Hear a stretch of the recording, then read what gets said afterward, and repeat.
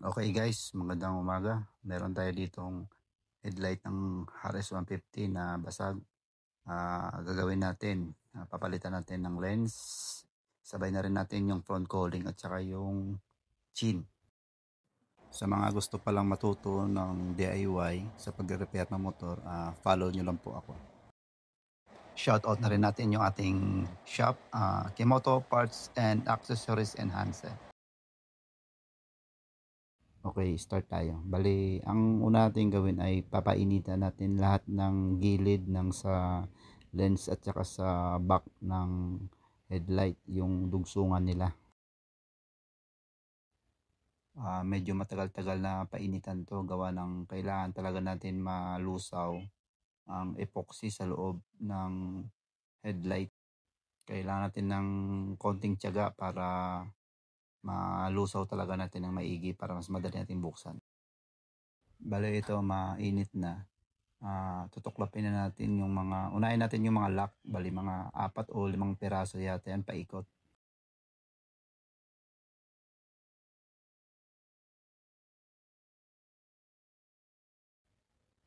Dahan-dahan lang din tayo sa pag tuklap ng mga lock niya paikot. Gawa na baka mabasag din natin. Pero medyo may kakunatan din naman yung plastic sa likod ng headlight natin. Kailangan natin dito ng konting pasensya at tiyaga para mapaghiwalay natin yung basag na lens sa likod ng headlight.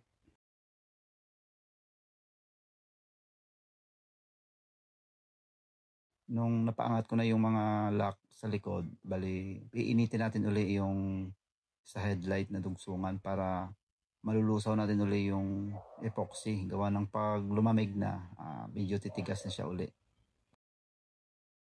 Paulit-ulit lang yung proseso, iinitin pag ramdam yung medyo lumamig na siya.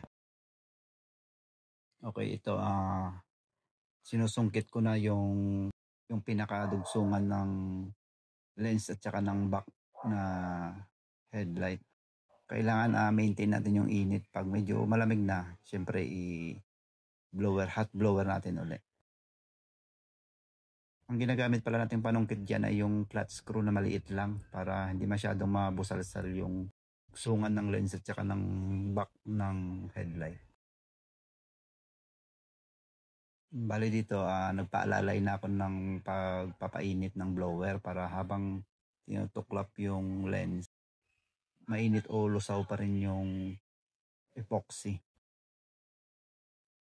Applicable po ito kahit sa CB, CBR, GTR at sa Winner X. O kahit sa anong motor po na plastic din yung lens ng headlight.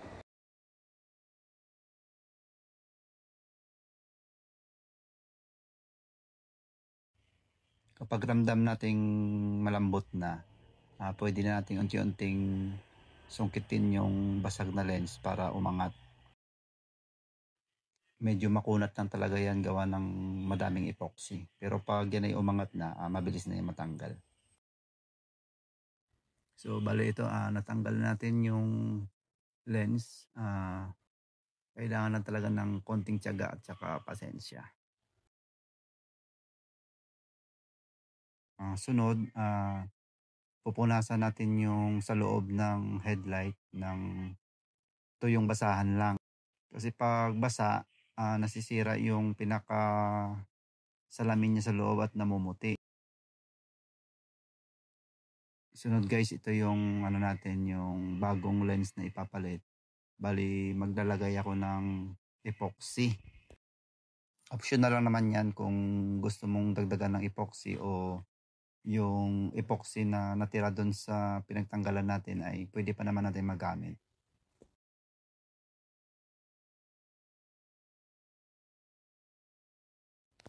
Prepare din natin ito guys yung likod ng headlight na pinagtanggalan natin. Kailangan painitan natin ulit yung mga epoxy, yung paikot din para malusaw uli.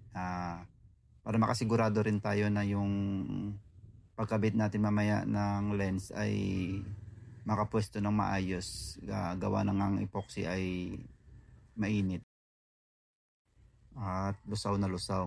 Kailangan mas maganda, mas matagal, gawa ng mas makakapwesto yung lens natin na bago na pag inilagay na natin. Bali ito guys, ay kakabit na natin yung bagong lens. Bali papasok lang natin, papwesto lang natin na maigi at saka i-press. Lahat ng sides kailangan i-compress natin ng mas compress na compress para sigurado tayong pantay ang pagkakabit natin ng lens. Ayan, patapos na tayo. Kailangan lang ng konting oras para lumamig. Pag yan ay lumamig, okay na. Ito guys, i-check na natin yung ginawa nating headlight. Titingnan natin kung lahat ng ilaw ay gumagana mula park light, low beam at saka high beam. Bali, papaanda rin natin yung motor para makikita natin yung headlight kung gagana talaga mula low beam hanggang high beam. Ang low beam at saka high beam. Maraming salamat sa mga nanonood at sa mga gustong matuto. Ito po ay guide lamang.